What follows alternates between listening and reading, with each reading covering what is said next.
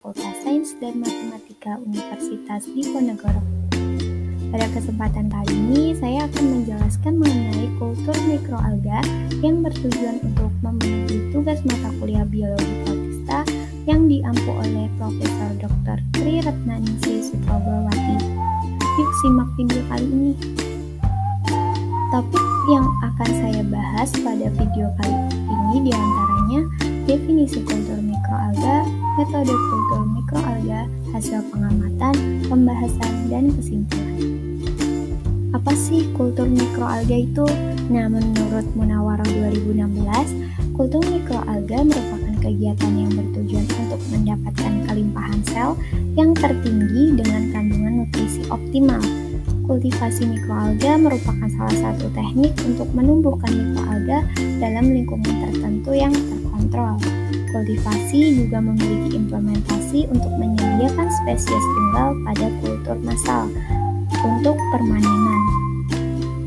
Selanjutnya, metode kultur ini dilakukan selama 14 hari menggunakan metode kultur botol dan kultur koin sebanyak 500 ml. Nah, jenis air yang digunakan pada pengamatan kali ini yaitu air mineral, air PDAM, air akuarium, air sungai, dan air waduk.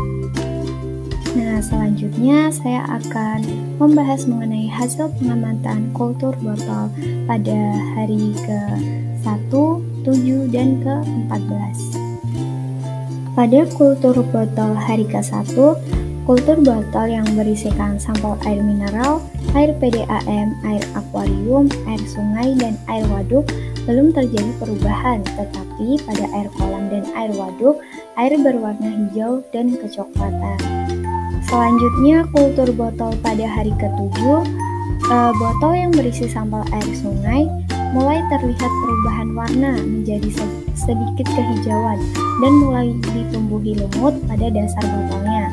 Pada air akuarium terlihat berwarna hijau keruh dan ditumbuhi lumut pada dasar botol.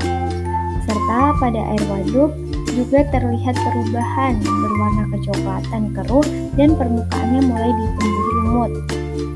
Sedangkan pada air PDAM dan air mineral belum terlihat adanya perubahan yang signifikan.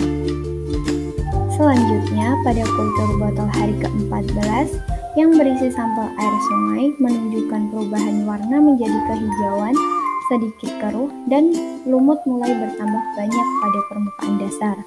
Pada air akuarium menunjukkan perubahan warna menjadi hijau pekat dan lumut tumbuh lebih banyak pada dasar botolnya.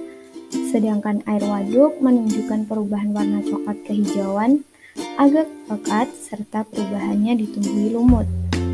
Sementara itu, pada air PDAM dan air mineral belum terlihat adanya perubahan yang signifikan. Selanjutnya, pada kultur koin juga mengambil hasil pengamatan pada hari ke-1, 7, dan ke-14. Nah, pada kultur koin hari ke-1, gelas berisikan sampel air mineral, air PDAM, air akuarium, air sungai, dan air waduk belum terjadi perubahan. Tetapi pada air kolam dan waduk, air berwarna hijau dan kecoklatan. Kultur koin pada hari ke-7 yang berisikan sampel air mineral dan air PDAM dengan diberi perlakuan koin belum menunjukkan perubahan yang signifikan. Sedangkan pada air akuarium, air waduk, dan air sungai menunjukkan adanya pertumbuhan lumut pada permukaan koin. Selanjutnya, pada kultur koin hari ke-14, gelas berisi sampel air mineral dan air PDAM dengan diberi perlakuan koin belum juga menunjukkan perubahan yang signifikan. Sedangkan pada air akuarium, air waduk, dan air sungai menunjukkan bertambah banyaknya pertumbuhan lumut pada permukaan dan sekitaran koin. Di pembahasan kultur botol, penyebab utama terjadinya perubahan warna pada ketiga media kultur botol karena adanya populasi, yaitu pertumbuhan mikroorganisme. Pertumbuhan tersebut dikarenakan faktor intensitas cahaya yang cukup karena media kultur yang diamati diletakkan di luar dan terkena cahaya matahari cukup. di mana pada ketiganya terlihat adanya mikroalga atau tumbuhan air yang tumbuh karena air yang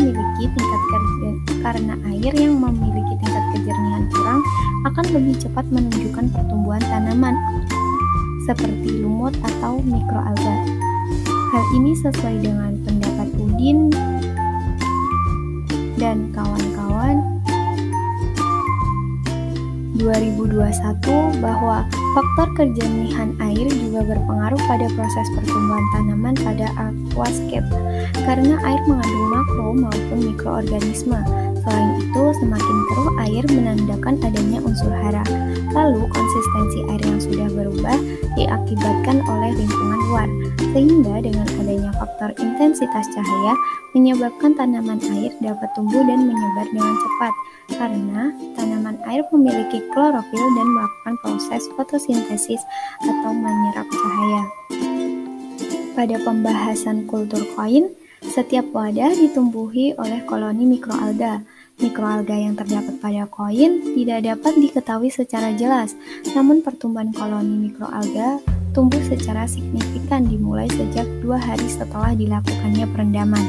Pada botol yang berisi air akuarium, air tergenang, dan air sungai ditumbuhi koloni mikroalga berwarna hijau, sedangkan pada air mineral dan air PDAM tidak ditumbuhi koloni mikroalga. Selain itu, pertumbuhan mikroalga pada koin yang ditemui paling cepat dan paling banyak terdapat pada air akuarium.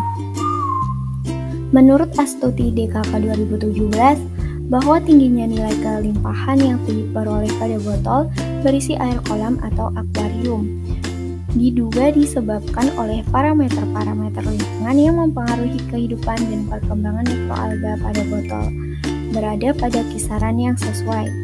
Nah, pertumbuhan mikroalga pada media koin terjadi karena adanya beberapa faktor yang mempengaruhi, yaitu seperti cahaya matahari, pH, dan suhu.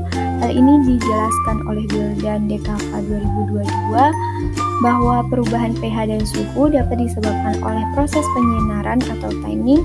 Dengan adanya perubahan pH dan suhu dapat menyebabkan kualitas air, yaitu warna yang berpengaruh, di mana suhu membantu penyebaran dan pertumbuhan mikroalga karena suhu menentukan faktor pertumbuhan dan efektivitas fotosintesis.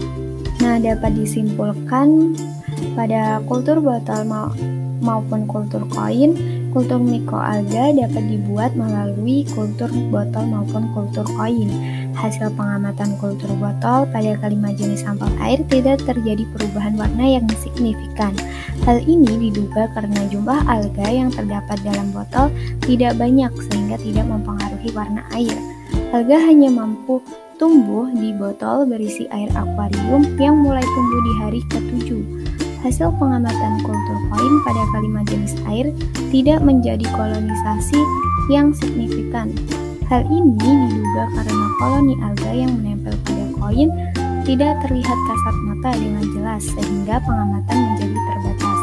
Koloni alga hanya mampu terlihat jelas di koin dalam air akuarium yang mulai tumbuh di hari ke-4 yang ditandai dengan adanya daerah hijau di sekitar koin. Nah, berikut referensi yang saya gunakan guna menunjang pembuatan video kultur mikroalga. Sekian pemaparan video mengenai pengamatan kultur mikroalga pada botol dan koin. Kurang lebihnya mohon dimaafkan. Wassalamualaikum warahmatullahi wabarakatuh.